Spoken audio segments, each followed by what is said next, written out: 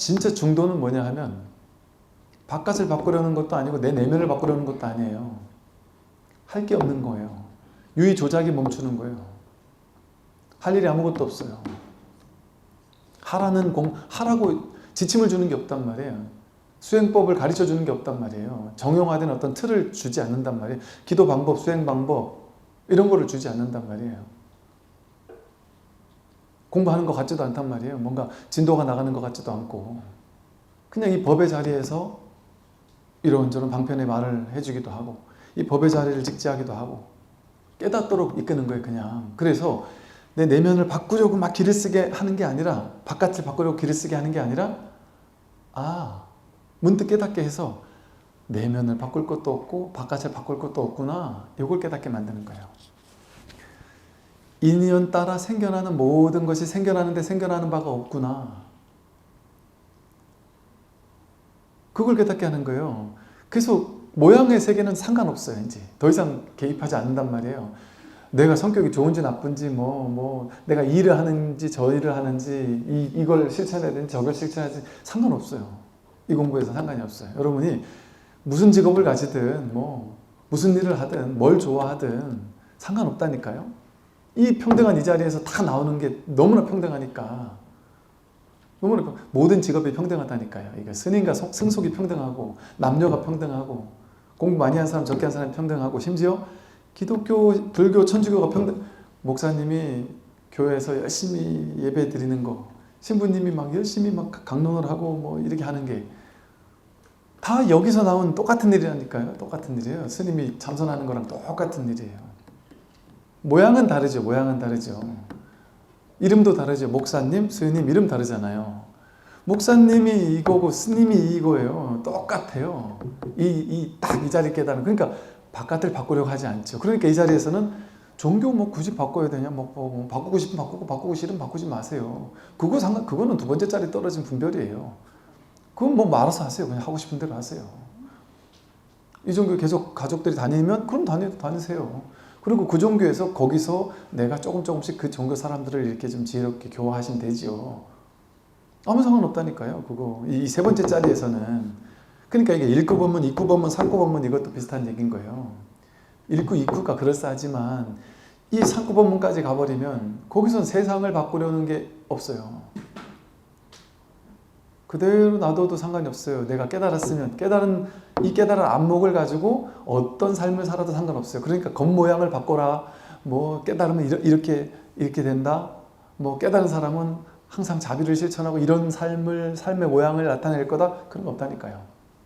여러분 깨달으면 우리 머릿속엔 그런 게 있어요. 깨달으면 차분하고 목소리도 맑고 말도 느긋하게 하고 걸음걸이도 천천히 하고 사람들한테 항상 자비심을 가득한 눈빛을 보내고 항상 보면은 어딘가에 가서 누군가를 돕고 있고 사회복지센터 가가지고 맨날 봉사하고 있고 어디 아프리카 가서 봉사활동하고 있고 이럴 거라는 생각을 한단 말이에요. 자기 머릿속에 딱 깨달은 노인에 대한 상을 가지고 있단 말이에요. 그런데 앞으로의 깨달음의 시대에서 여러분들이 깨달은 사람을 만나면 그 깨달은 사람은 어떤 사람은 맥도날드에서 서빙을 하고 있을 것이고 또 어떤 깨달은 사람은 막노동판에서 노가다를 떼고 있을 것이고 어떤 사람은 자식하고 씨름하면서 야 좀 차려준 대로 좀 먹어 안 먹어 좀 먹고 가 이러고 있을 거예요. 그게 깨달음이에요. 모양하고는 상관없다니까요. 모양하고 상관없는 거예요. 명과 상은과 상관없는 거예요. 그러니까 바깥 경계 어디에도 그게 진짜 자유 아니에요? 내가 뭔가를 바꾸고 나면 그때 자유 이러면 그는 구속이잖아요. 그거 바꿔야 되잖아요. 마음도 바꿔야 되고 모양도 바꿔야 되고 내가 막 자비로워져야 되고 얼굴도 자비심이 넘쳐야 되고 할 게 많잖아요. 그게 무슨 자유예요. 아무것도 바꿀 게 없는 게 진짜 자유죠. 모든 게 있는 그대로 아무 문제 없는 게 진짜 자유죠. 있는 이대로 완전하다는 걸 깨닫는 거예요. 있는 이대로 아무 문제 없다는 걸 깨닫는 거예요. 지금 이대로 내가 살아온 삶이 하나하나가 전부 다 완전했구나. 내 생각으로 규정하면서 판단하니까 불완전한 것처럼 착각했을 뿐이지 나만 안전한 게 아니라 옆집 사람 다 완전했구나. 생각, 판단, 분별만 내려놓으면 이 온 바다 위에 있는 모든 파도가 다 똑같잖아요. 다 바다잖아요. 이 현실 세계, 인연따라 생겨나고 사라지는 모든 모양의 세계가 전부 다 마음의 세계예요. 생멸하는 세계가 전부 다 마음 깨달음의 세계예요. 모양의 세계가 아니라 진여의 세계예요. 생멸의 세계가 아니라 불생불멸의 세계예요. 그게 놀랍게도 나와 여러분 우리 모두의 진정한 본성이에요. 내가 그렇다고요. 내가 그런 존재예요. 우리의 본성이 그런 존재라니까요. 근데 우리는 이거 관심 없고 이 캐릭터, 금생에 잠깐 뽑은 캐릭터, 이 캐릭터가 난 줄 알고 여기에만 그냥 온 힘을 다 기울이잖아요. 얘 어떻게 좀 더 부자가 되고 좀 더 맛있는 거 먹고 좀 더 뭐 다이어트도 잘하고 뭐 좀 더 뭐 남들이 얘한테 욕하는지 안 하는지 관심 있고 얘가 주머니 돈이 많은지 적은지 얘가 어느 집에서 사는지 뭐 맨날 이거에만 관심, 얘가 이게 얼굴 화장이 잘 됐나 안 됐나 얘한테만 관심 가지고 있었단 말이죠. 우리는 우리의 삶의 중심이 얘한테 꽂혀 있잖아요. 그게 이제 중생의 삶의 방식이죠. 근데 이제 그렇게 하더라도, 현실에서는 그렇게 하더라도 그거는 안 할 수 없어요. 화장하는 게 왜 문제예요? 화장할 수 있죠. 다 할 수 있죠. 모양하고는 신경 쓸 필요 없어. 할 건 다 하고, 그러나 어느 순간 문득 이 마음의 세계, 깨달음의 세계, 이런 내가 모르는 이 세계가 있구나. 내가 이 공부해야 되겠다 하고, 스님 이 공부하려면 뭐부터 바꾸면 되죠? 제가 제 방에 부처님 먼저 모실까요? 제가 집에 있는 번거로운 것들 수행자답게 싹 쓸어서 갖다 버려야 될까요? 아니면 보시를 얼마를 하고 나서야 내가 공부를 할 수 있는 사람의 조건이 될까요? 수행자답게 제가 이렇게 몸빼 바지 같은 거 하나 살까요? 수행자는 머리에 이렇게 염색 빨갛고 파랗게 하면 안 되겠죠? 머리부터 단정하게 바꿀까요? 그거 신경 쓸 거 없다니까요. 그리고 외적인 거, 이 초보 단계 1단계에서는 어제가 남은 그런 거보다 요란한 것보단 차분한 게 좋지요. 이렇게 얘기할 수 있죠. 그리고 그런 것도 한두 번 이렇게 하면 좋다 이렇게 얘기할 수는 있겠죠. 근데 그런데도 그냥 계속 그렇게 하고 있으면 냅둔단 말이에요. 그래가지고 그렇게 뭐라고 안 그런단 말이죠. 그건 두 번째 문제니까. 진짜 이 마음, 이거 깨닫는 문제가 더 시급한 거니까요. 모양에는 큰 관심 없어요. 모양에는. 그러니까 난 수행자니까 외제차 타고 다니지 말까요? 그럼 마음대로 하는 거예요. 그거는 외제차 탄다고 그 무조건 나쁜 사람이에요. 그건 저마다의 입장과 인연과 상황들이 있고 이런 걸 텐데 그거 가지고 이래저래 말하지 않는단 말이에요. 또 그게 말이 안 되잖아요. 모양 가지고 그 사람이 그 모양을 선택한 나도 알 수 없는, 우리도 알 수 없는 어떤 인연들이 있잖아요. 우리 보세요. 이제 멀쩡한 유부남을 꼬시는, 아니면 멀쩡한 유부녀를 꼬시는 남자의 이야기도 영화로 되게 동화같이, 순정만화 영화같이 되게 아름답게 묘사하고 상황을 어쩔 수 없는 상황으로 묘사를 해가면 그냥 우리가 딱 들으면 한마디로 그 외도네, 외도 이런데 영화를 예쁘게 만들어 놓으면 분명히 저건 외도 영화인데 우리가 몰입을 해가지고 가슴 아프고 가슴 아픈 사랑 이야기 어쩌고 이러면서 몰입하잖아요. 그런데 톡 까놓으면 그 외도 아니에요, 외도. 쓸데없는 짓 한 거 아니에요. 그런데 그러고 보세요. 그 나쁜 짓도 인연을, 그 상황을 쫓아다니면서 이렇게 지켜보면 그것도 또 이해될 만한 요소가 있을 수 있다니까요. 내가 이 사람하고 내가 진짜 결혼하고 싶어 결혼한 게 아니고 어쩌고저쩌고 하면서 막 이렇게 이야기를 풀어내면 참 그것도 이해가 가는 측면이 있네 하면서 이해되는다니까요. 그러면 뭐 하겠어요. 결론은 어쨌든 외도인데 바람핀 건데 어쨌든. 즉 아무리 모양이 마음에 안 들고 말이 안 되는 짓을 했어도요, 우리는 모르는 그 상황 따라가면 그 사람이 그렇게밖에 할 수 없는 뭔가가 있을 수 있다니까요. 임금이 자기가 임금 되려고 자식을 죽이고 부모를 죽이고 형제끼리 죽이고 이러잖아요. 그게 우리는 미친놈들이라고 생각하겠지만 그럴 수 있는 상황이 있을 수도 있죠. 영화 같은 거 보면 그러잖아요. 딱 보면 첫째 형이 부모님이 지금 임금이 둘째 아들을 세자로 책봉할 것 같으니까 그거를 미리 눈치채고 첫째 아들이 이러다가 여차여차 하면은 야 내가 목이 날아갈 수 있겠구나 싶어서, 혹은 내가 둘째를 책봉을 했는데 이게 이렇게 되다가는 뭐 어떻게 잘못될 수 있겠다 싶어가지고 뭐 들고 일어나가지고 막 반란 일으키거나, 내가 죽지 않을래니까 그런 걸 수 있단 말이에요. 그러니까 즉 두려워서 자기도 무서워서 상황이 그래서 그런 걸 수도 있단 말이에요. 인연이 그렇게 만들어요. 원래 정치라는 게 무서운 거죠. 지금 여당 야당 맨날 싸운다라고 우리 욕하잖아요. 그래도 지금 여당 야당은 그래도 참 아름다운, 이렇게 아름다운 정치하는 게 얼마 안 됐어요. 불과 200년 전까지만 해도 여러분 당파 나눠가지고 조선시대 때만 해도 싸우면 어땠어요? 이 당파가 정권을 잡잖아요. 그럼 저쪽 당파 사람들 다 잡아다가 다 죽여 숙청해버렸어요. 그 사람만 죽이는 게 아니라 집안 사람들 다 잡아다 죽였잖아요. 이게 정치 목숨 걸고 해야 되는 거예요. 그 당시만 해도 말도 안 되는 일이 벌어졌죠. 그러니까 이 중생의 세간은 어차피 머리로 이해되지 않는 세상이에요.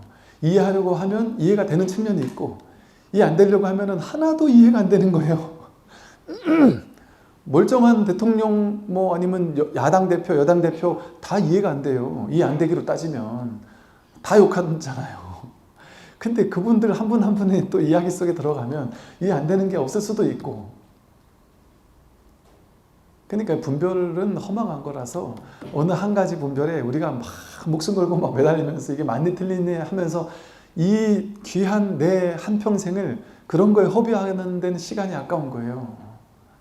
왜냐면 그 분별은 죽을 때까지 내가 맞느냐 틀리냐 가지고 죽을 때까지 따져도 끝이 나지 않으니까요. 원래 그런 거예요. 분별망상은 여러분 여당이 옳으냐 야당이 옳으냐 가지고 죽을 때까지 전 세계 최고 가는 교수를 데다가 연구를 시켜도 어떤 한 가지 정책에 대한 결과를 낸 거 가지고 이게 맞냐 틀리냐를 정답을 못 내요. 커피가 몸에 좋으냐 몸에 좋지 않느냐를 무수히 많은 연구를 시켜도 좋다는 논문, 나쁘다는 논문은 무수히 나올 거예요. 분별의 구조가 그래요. 즉 인간 세상이 그렇게 생겨먹은 거예요. 분별하면서 사는 인간 세계에서 답을 찾으려 하면 어리석은 거예요. 답이 없는 세상에 여기에. 근데 우린 전부 다 답을 찾으려고 하잖아요. 그러니까 괴로운 거예요. 내 인생은 정답일까? 답이 없는 데서 자꾸 답을 찾으려고 하니까 그것도 비교해가지고 답을 찾으려 하잖아요. 저 사람이 내 인생보다 더 멋있어 보이면 나는 틀렸고 저 사람이 옳은 것 같아. 이렇게. 답을 찾으려고 하는 건 다 어리석은 거예요. 찾을 수 없어요. 답을 찾으려 하지 않고 분별하려고 애쓰지 않으면 푸른 풀대로 완전한 역할이 있어요. 나무는 나무대로 완전한 역할이 있고요. 곤충은 곤충대로 역할이 있고요. 미생물은 미생물들의 역할이 완전하게 있고요. 사람은 사람대로, 사람도 잘난 사람은 잘난 사람대로, 못난 사람은 못난 사람대로, 큰 사람은 큰 사람대로, 작은 사람은 작은 사람대로, 능력 있는 사람 없는 사람, 또 능력도 사실은 능력 있다 없다가 말이 안 되는 거예요. 어떤 분야에 능력 있는 사람, 어떤 분야에 다른 분야에 능력 있는 사람 이렇게 나뉘는 거죠. 사실은 착하다 안 착하다도 말이 안 되는 거예요.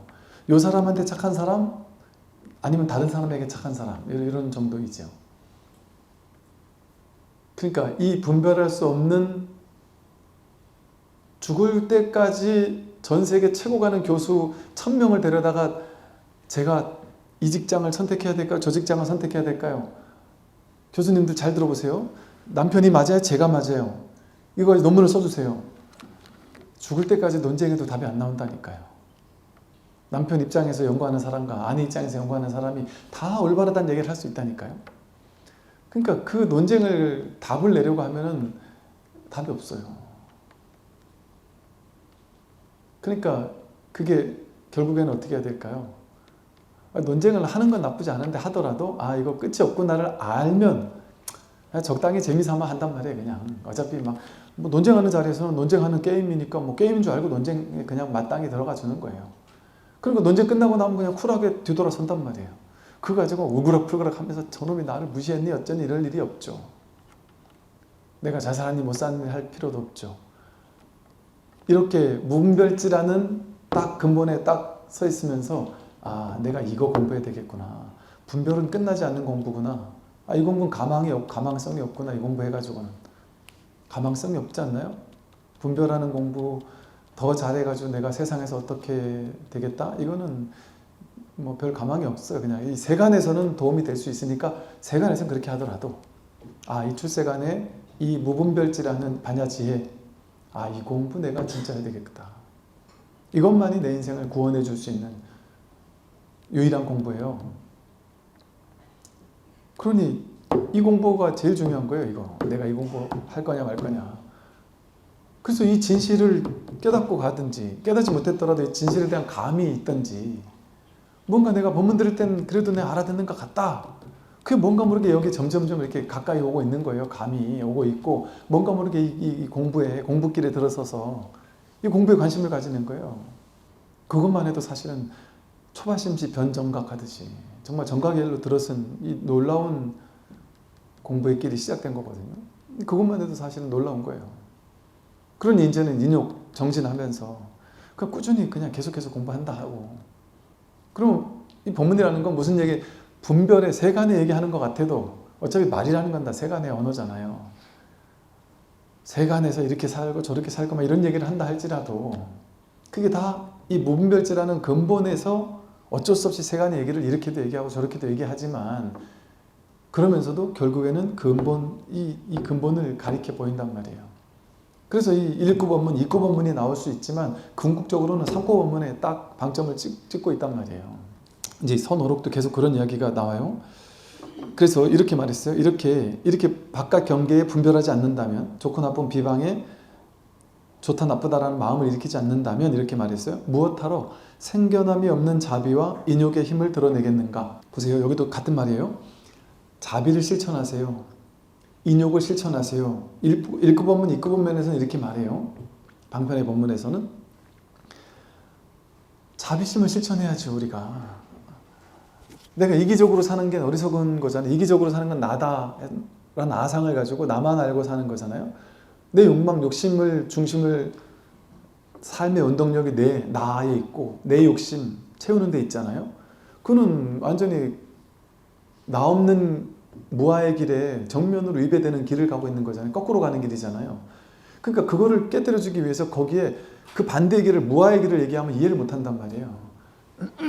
근데 이렇게 나 중심으로 사는 사람도 어느 거 정도는 이해하느냐 하면 내가 잘 살려면 그 사람이 나가 잘 살고 싶은 마음이 누구나 있단 말이에요. 그거는 깰 수 없는 거예요. 누구라도. 그렇게 거기 견고한 사람에게 난 없어 이런 말 해봐야 안 먹힌단 말이에요. 그럼 그 사람이 어떤 방편을 쓰는 게 가장 잘 먹힐까요? 아, 오케이. 너가 부자가 되고 싶지? 행복하고 싶지? 너희 가족들 그래도 먹고 살 수 있을 만큼 내가 돈을 벌어 주기를 원하잖아. 그지? 나쁜 거 아니지. 그렇게 하는 게 좋지. 부자 돼야지. 그 부자 되려면 어떻게 되는 줄 알아? 이러고 가르치는 거예요. 부자가 되려면 내가 너무 내 것만 챙기면 부자가 오히려 안 된다. 이렇게 얘기하는 거예요. 부처님께서. 어린 아이에게 가르치듯이 내가 막 내 욕심만 챙기고 사는 것보다 타인에게 베풀면 인과응보라는 게 그런 거예요 하고 많이 베풀면 그만큼 나에게 돌아오고 내 것만 챙기면 오히려 내게 나가게 되는 일이 벌어지는 그런 우리가 모르는 인과응보의 세계가 있어요.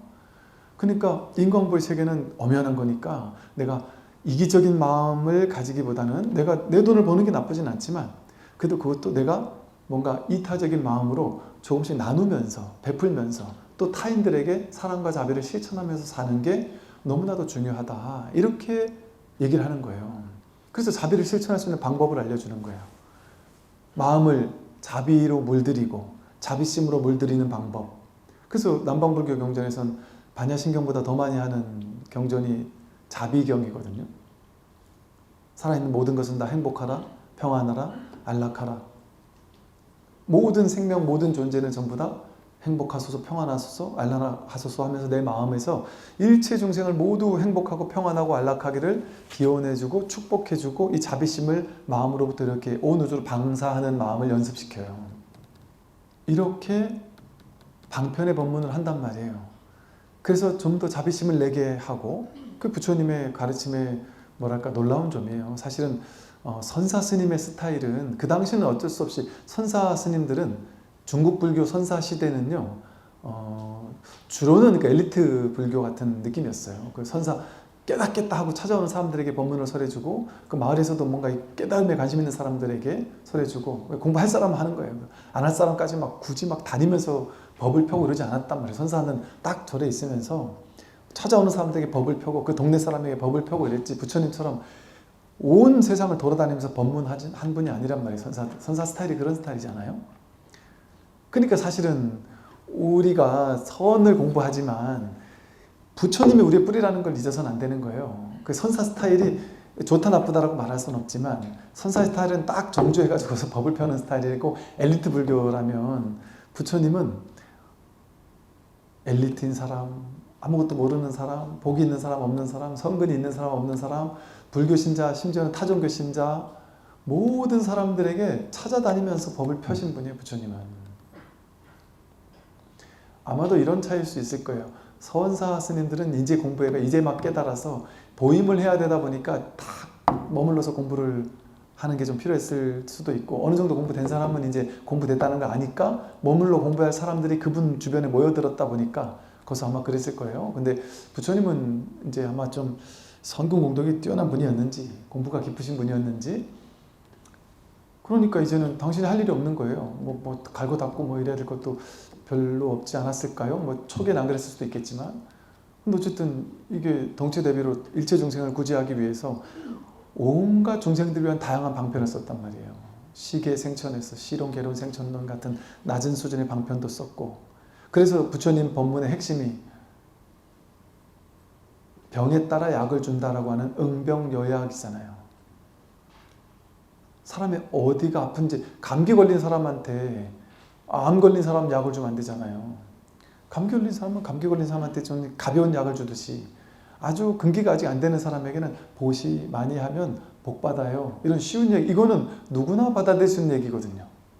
그 상식적으로 맞지. 보시하면 잘 되겠지. 내가 당장 나쁜 사람들한테 나쁜 말 하면 나쁜 게 돌아오잖아. 착하게 말하면 착하게 돌아오잖아. 명확하게 딱 보이잖아요. 그러니까 이게 쉬운 얘기를 한단 말이에요. 자비를 실천해라 이런 얘기를 한단 말이죠. 그러니까 그런 법문도 좋은 방편의 법문이란 말이에요. 그런데 궁극에 가서는 이제는 그것도 거둬들일 수 있어야 돼요.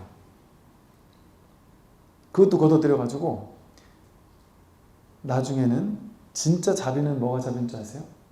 이제 진짜 깨달음의 입장에서 자비를 본다면 더 이상 이제 자비라는 말도 필요 없는 자비예요. 진짜 깨달음을 얻은 사람은, 진짜 자비로운 사람은 자비라는 생각이 없어요. 자비를 실천해야 한다는 생각도 없어요. 너와 내가 완전히 둘이 아닌 불이법이라는 걸 온전히 깨닫기 때문에 내가 너에게 베푼다는 생각이 없어요. 자비심이 생기질 않아요. 생기고 사라지는, 그냥 늘 자비인 거지, 이게 자비심이 생기거나 사라질 수가 없어요. 늘 자비이기 때문에.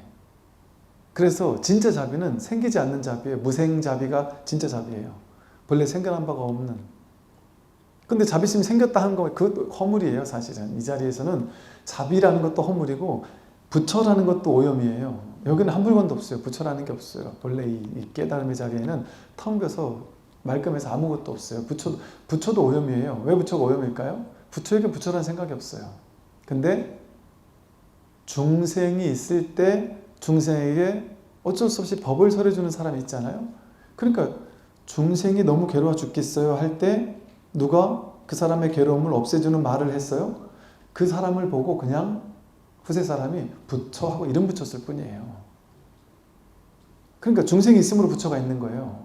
괴로운 사람이 있으므로 괴로운 사람에게 법을 설해주는 사람이 있을 뿐이에요. 그럼 이거는 부처가 아니에요. 그냥 괴로워 또 인연 따라 응했을 뿐인 거예요. 그러니까 부처에게는 내가 부처다, 내가 법을 설했다 이런 생각이 없어요. 내가 자비를 베풀었다 이런 생각도 없단 말이에요. 그게 진짜 보시고 자비고 사랑이죠. 그게. 근데 보시를 엄청나게 하는 사람인데 자기가 이 계산기가 잘 돌아가서 야 나는 보시 엄청나게 했다. 그 양무제가 그랬던 거 아니에요. 양무제가 내가 전국에 절을 엄청나게 줬고 보시를 엄청 많이 했고 절에다 보시도 많이 했고 스님들을 막 배출시키고 내가 어마무시하게 복을 줬단 말이에요. 근데 양무제는 그걸 넘어선 무생 자비를 깨달은 분인데 그분한테 제가 이렇게 많이 보시를 하고 자비를 실천했는데 제 복이 얼마나 많습니까? 없다 이랬단 말이에요. 본래 무생인 게 진짜 자비니까 본래 이 자리에서 얘기한 거예요. 달마 스님은. 본래 이 자리에서는 그게 있다 없다라고 할 수 없단 말이에요. 그러니까 이게 달마가 아직 1단계 수준밖에 안 되는데 이 선사 스타일이래요. 3단계 법문을 그냥 듣든 말든 그냥 해버리는 거예요. 그래서 얘가 들을 기가 없다 그러면 휙 떠나가요. 양장을 넘어서 저 위로 올라가가지고 내 말 들을 사람 찾으러 가는 거예요. 그리고 제자가 와가지고 2조 해가 될 제자가 와가지고 제가 스님 법문을 듣고 싶습니다. 저는 스님의 법을 들을 귀가 열린 사람입니다. 그래도 안 믿어요. 니도 똑같이 내가 법을 설할 수가 없다. 어떻게 증명할 수 있냐? 네가 바른 제자라고 어떻게 증명할 수 있냐? 팔 정도는 잘라야 이제 팔 정도는 잘라야 야 너 신심이 대단하구나. 너 진짜 이 공부할 마음이 있구나. 그게 다르게 말하면 이 공부가 이 모양의 세계, 몸의 세계 이 몸이 중요한 게 아니고 근데 이 공부가 더 중요하다는 그거를 그냥 상징적으로 의미하는 얘기예요. 진짜 팔을 잘라야 된다는 게 아니라 여러분 팔 안 잘라도 돼요. 이 내 몸뚱이 여기에 얽어매지 않겠다라는 정도의 어떤 안목 정도가 있는 그런 사람에게 내가 법을 설할 수 있다. 이제 이런 정도의 이야기거든요. 근데 보세요. 이게 이제 부처님과 다른 점이에요, 사실은. 부처님은 심지어 왕들이 왔잖아요. 그럼 아이고 왕에게 이렇게 나름의 예도 갖추면서 왕한테 이런저런 얘기도 들어주면서 왕이 잘못한 거 왕인들이 얼마나 잘못을 많이 해요. 전쟁도 하고 그러잖아요. 그러면 왕 참회 다 받아줘요. 전쟁해가지고 얼마나 많은 사람 죽였어요. 그럼 오랄해가지고 참회하셔야 된다. 그래서 이렇게 참회를 하십시오. 참회하게 하고 아무리 나쁜 짓을 하는 사람들 일단 와가지고 참회하겠다고 내가 진짜 공부하겠다 하면 그거를 다 받아들여 줬단 말이에요. 그래서 그거를 변화시켜 주려고 끝끝내 노력했단 말이에요. 그래도 안 되는 사람도 있었고 그런 사람은 또 어쩔 수 없지만 마음 있는 사람은 다 받아줘서 그들을 다 그 사람의 근기에 맞춰서 했단 말이에요. 왕들이 찾아왔는데도 불구하고 그냥 이 3단계 그 궁극적 법문을 해가지고 알아듣지 못하면 듣지 마라 하고 내팽개치지 않았단 말이에요, 부처님은. 그러니까 부처님은 그때 2500년 전에 인류 역사에서 한 번도 일어나지 않았던 놀라운 일이 있었던 거죠.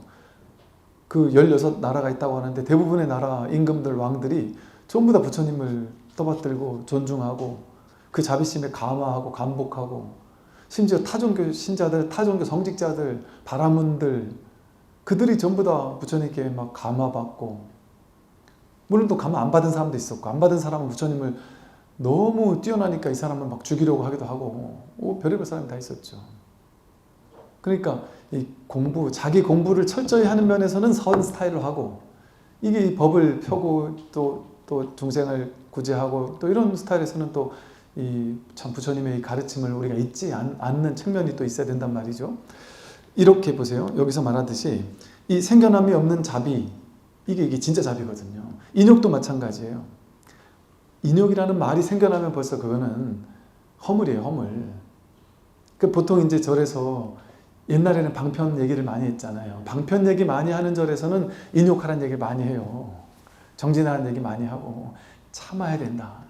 수행자가 그 정도도 참아야지. 앉아가지고 참선하는데 다리가 아픈데요. 참아야지. 수행자가 돼가지고 10시간 딱 앉아 버텨야지. 다리 아픈 거 그거 못 참으면 그 수행자냐 하고 참으라 했다니까요. 옛날에는 참는 게 잘하는 수행자라 했다니까요. 가능하면 오른발이 아프면 왼발 바꾸기도 해야 되는데 옛날에 어디서는 어쩔 수 없을 땐 바꿔. 그런데 어지간하면 바꾸지 않고 좀 그 아픈 걸 지켜봐. 그거 한번 확 넘어서야 돼. 어느 순간 아파 죽을 만큼의 고비가 있다가 딱 고비를 넘어서면 시원해져. 진짜인 줄 알고 해봤는데 이렇게 또 그런 시원해지는 게 또 영 없는 건 아닐 수 있어요. 또 시원해지기도 해요. 어떨 때는. 그래서 이제 이게 영원히 시원해진 줄 알았는데 시원해지다가 또 그 시원해진 체험이 지나고 나면 또 아파요. 어차피. 이게 왔다 가요, 이건 어차피. 근데 그걸 조복받아야 된다. 다리를, 그래서 절에 처음 온 사람한테는 다리를 조복파야 된다. 몸을 조복받지 못하고 어떻게 마음 공부를 할 거냐 이렇게 얘기했다니까요. 오, 있어 보이잖아요. 그럴싸해 보이잖아요. 이 몸도 조복받지 못한 사람이 어떻게 마음을 조복받을 것이냐 하고 삼천배 해라 하고 오래 앉아있으라고 하고 그거 못하면 안 된다고 인욕바람을 시켰단 말이에요. 그게 좋아서 인욕바람이지 그게 고행이잖아요. 고행. 엄청난 고행을 시켰다니까요. 옛날에 부처님이 내팽개친 고행주의가 여전히 지속되고 있었다니까 어찌 보면 한편으로는. 그러니까 억지로 참으면서 밀어붙여야 된다고 생각했단 말이에요. 근데 그렇게 하는 게 아니에요, 사실은. 진짜 인욕은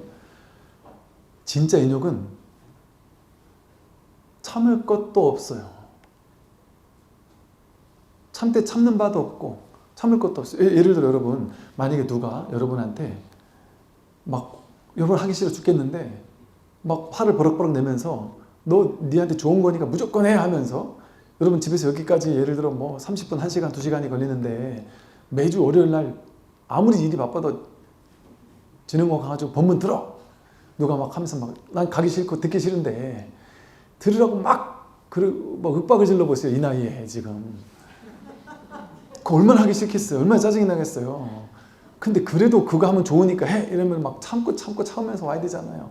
이 더운 여름날 막 짜증나 죽겠는데 가기 싫어 죽겠는데 참으면서 오고 참으면서 가고 참으면서 오고 참으면서 가고 그래야 된단 말이에요. 그런데 이게 마음이 그냥 훅 나버리면 어때요? 내가 내 스스로 가야 되겠다 하면 누가 미는 사람도 없단 말이에요. 가라고 막 하는 사람도 없단 말이에요. 오히려 뭐하러 가? 이런단 말이에요, 주변 사람들은. 근데도 내가 가야 되겠다고 딱 마음이 있으면 어때요? 참는 게 없어요. 그냥 저절로 가게 돼요. 저절로 더운 거 정도는 저절로 참아져요. 아무리 덥다고 안 나오지 않는단 말이에요. 더워도 그 정도 참고 내가 법문 들을 가치가 있다. 이게 너무 당연한 게 돼버린단 말이에요. 그러니까 참는 게 당연한 게 돼버려요. 그게 진짜 인욕바람이지. 그럼 거긴 나는 참지 않았는데 내가 좋아서 했는데 이렇게 된단 말이에요. 남들이 보기에는 엄청 참은 것 같아도 참되 참는 바가 없어요. 이렇게 인욕이 있는데 인욕이 있는지도 모르는 게 그게 진짜 인욕이거든요. 그게 무생인욕이에요. 그래서 불교를 무생법이라고도 그러거든요. 무생법인이라고 그러거든요. 불교를 왜 무생법인이라 그러겠어요?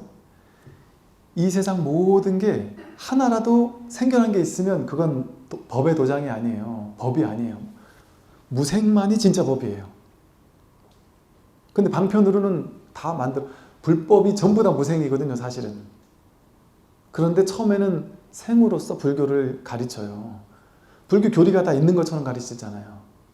수행도 있고 교리도 있고 절도 있고 모든 걸 다 부처 열반 해탈 경전 가르침 깨달음 다 있는 것처럼 얘기하잖아요. 그래서 이걸 향해서 있는 걸 향해서 열심히 공부하도록 가르친단 말이에요. 그러다 결국에 가서 나중에 탁 깨닫고 보면 아무것도 없네. 본래 무생법인이 맞네. 한 물건도 생겨난 바가 없구나. 불생불멸이구나. 생겨난 바도 없고 사라진 바도 없구나. 부처도 없구나. 열반도 없고 해탈도 없구나. 깨달음도 없구나. 인욕도 없고 정진도 없고 자비도 없어요. 아, 무생법인이 정말이었구나. 왜 난 절에서 맨날마다 절에만 가면 무생법인 하는데 도대체 이해를 할 수가 없었다. 왜 무생이냐 이게 도대체. 다 있는데 나도 있고 너도 있고 불교도 있고 교리도 있고 해탈 열반도 있고 다 있는데 왜 없다고 자꾸 하느냐. 근데 진짜 이 자리에서는 아무것도 없어요. 이거 깨닫는 거거든요. 그러니 결국 이 어디에도 좋거나 싫은 마음이 일어나지 않는다면, 분별하지 않는다면, 이 자리를 깨닫는다면 생겨남이 없는 자비, 인욕 그것도 없어요. 이걸 드러낼 필요도 없어요. 이게 생겨남이 없다? 이것도 생겨난 거잖아요. 생겨남이 없다? 이것도 생겨난 거잖아요. 생겨남이 없어야 돼라는 걸 또 하나 내세운 거잖아요. 그럴 것도 없단 말이죠. 그러니까 이렇게 진짜 이 참 법이라는 것은, 진정한 법이라는 것은 뭐 하나 내세울 게 없어요. 타사현정으로 삿된 거 전부 다 삿된 거예요. 뭐 하나 기틀만 움직였다면 다 삿된 거라서 싹 쓸어버린단 말이에요. 그러면 그냥 늘 있던 현정, 바른 것이 드러난단 말이에요. 그 다음 개성에 보면 이렇게 말을 해요. 종지에도 통하고 설법에도 통하면 선정과 지혜가 원만히 밝아 공에 막히지 않는다. 이 무생법인이라는 법의 종지에 딱 통하게 되면 그 저절로 설법에 통하는 거예요. 이게 놀라운 일이에요. 이 세상 모든 생겨나고 사라지는 법, 이 세상 모든 것들은, 모든 학문은 그 학문에 통달할 때까지 시간이 필요하고 노력이 필요하고 열심히 노력해야지만 그 학문에서 최고가 될 수 있잖아요. 그러면 그때 돼서 이제 그 학문에 내가 통달했기 때문에 그 학문에 대해서 막 얘기할 수 있어요. 근데 놀라운 건 세계 최고 가는 석학 교수 박사들이 그 분야 내가 최고인데 그 분야를 연구하면 연구할수록 점점 더 모르겠다고 해요. 점점 더 모르는 거 투성이라고 그래요. 많이 하면 많이 할수록 점점 더 모르는 게 생긴다. 끝도 없이 모르는 게 생겨요. 그게 정답인 거예요, 사실은. 내가 공부를 하니까 다 알겠어. 이렇게 얘기하는 사람이 없어요. 그건 좀 아직 모를 때 그런 소리 나오는 거죠. 모르죠. 여러분 약을 개발하는데 드디어 약으로 정복했다. 이 병을 정복했다. 이런 거 봤습니까? 정복할 수가 없어요. 그 여전히 모른단 말이에요. 사람에 따라 그 약용이 퍼지는 방식이 다 다르고 병이 듣는 게 다 다르고 하니까 끝도 없이 연구해야 된단 말이에요. 그런데 놀랍게도 이 공부 하나만은 법에 통하잖아요. 정지에 통하잖아요. 그러면 설법에도 통해요. 어찌 보면. 물론 현상계에서는 이게 말이 좀 안 나오는 사람도 있긴 있죠. 이게 내 마음에 뭔가 할 말은 있는데 말이 좀 안 나오는 사람도 있을 수 있죠. 그러나 사실은 자기 안에서는 확연한 거예요. 그게 어떻게 말해야 될지 모르는 그런 사람도 있을 수는 있겠지만, 그래서 이 공부는 공부를 많이 한 사람이 설법도 잘하는 게 아니고 문득 깨닫고 나면 놀라운 일이 벌어지는 유일한 공부가 이거예요. 유치원생이 갑자기 교수가 되는, 교수 강단에 올라가서 무슨 말이든 질문하는 걸 다 답해 줄 수 있는 일이 생기는 게 딱 하나 이 공부예요. 근데 이 공부가 그게 가능한 이유는 뭘까요? 그게 자기에게 있는 거 깨닫는 거라서 그래요. 갈고 닦아서 쌓고 쌓아가지고 이렇게 만들어내는 공부가 아니고 본래 우리에게 완벽하게 갖춰져 있는 거, 100% 갖춰져 있는 거, 그거 그냥 확인하면 끝나는 거기 때문에 그래요. 그러니까 이거 하나 확인하면 설법에 통해버리는 거예요. 무슨 말이라도 다 나올 수 있어요. 어떤 괴로움이라도 다 원인을 알아요. 사성제가 그냥 확 개합이 된단 말이에요. 괴로움의 원인이 그냥 훤히 보인단 말이죠. 너무나 당연하고 쉽고 단순하게. 근데 그게 어떻게 가능하죠? 라고 생각한 이유는 분별이 너무 많잖아요. 근데 이 자리에서 보면은 모든 분별이 복잡다단한 모든 분별이 전부 다 같은 이 자리에서 나왔으니까 똑같은 하나예요. 이렇게 심플한 게 없는 거예요. 이렇게 단순한 게 없는 거예요. 복잡다단한 게 하나도 없어요. 전부 다 이 하나에서 나온 거예요. 이 마음 하나예요. 마음 하나. 오로지 일심, 불이법. 요 하나, 이 하나만에 이렇게 단순한 거란 말이에요. 전부 다 일로 돌아오는 거예요. 그 복잡다단한 건 이 하나로 싹 쓸어버리는 거예요. 그러니까 분별은 몰라요. 깨달은 사람도 분별은 하나도 몰라요. 근데 그 분별이 어디서 나왔는지 그 분별이 출처란단 말이에요. 분별이 돌아갈 자리를 알고 분별이 진실이 아니라는 걸 알고 분별은 허망하다는 걸 그거 분명히 아는 거예요. 그러니까 어떤 사람이 아무리 기가 막히고 깨끗하고 깔끔한 분별을 얘기해도 논문을 막 1000페이지짜리 논문을 가지고 와도 간단하게 웃으면서 쳐버릴 수 있어요. 그 사람은 10년 동안 1000페이지 논문 만들어 왔는데 망상도 힘들게도 했네. 그거 끝나는 거예요. 전부 다 망상이니까. 그 전부 다 망상에서 나온 거 아니에요.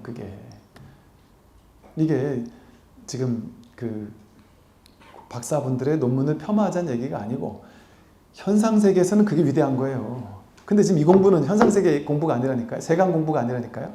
그건 세간에서 훌륭한 거죠. 그 세간에서는 그게 필요가 있어요. 그게 있어야지 뭐 무슨 AI도 프로그램도 만들고 뭐 자동차도 만들고 컴퓨터도 만들고 현실에선 필요해요. 근데 그 모든 것들이 이 출세간에서는 필요 없어요. 영 써먹을 데가 없어요. 출세간 이 자리에서는 그 모든 게 전부 다 하나란 말이에요.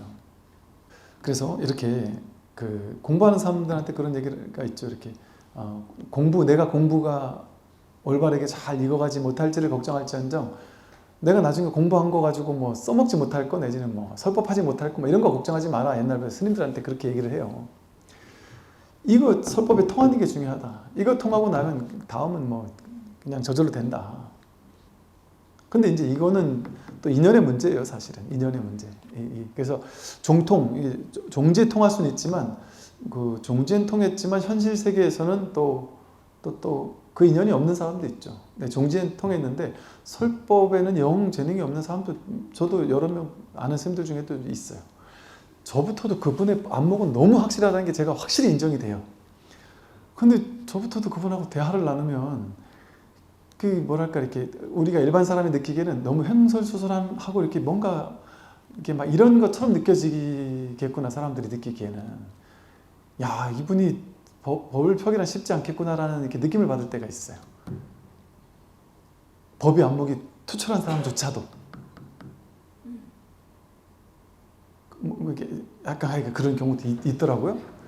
그래서 그리고 또 그분의 어떤 말 쓰는 방식이 뭔가 좀 이해가 안 될 수도 있고, 뭐 저희 여사 스님 같은 경우 이렇게 책을 많이 내셨는데 여러분은 못 읽으세요.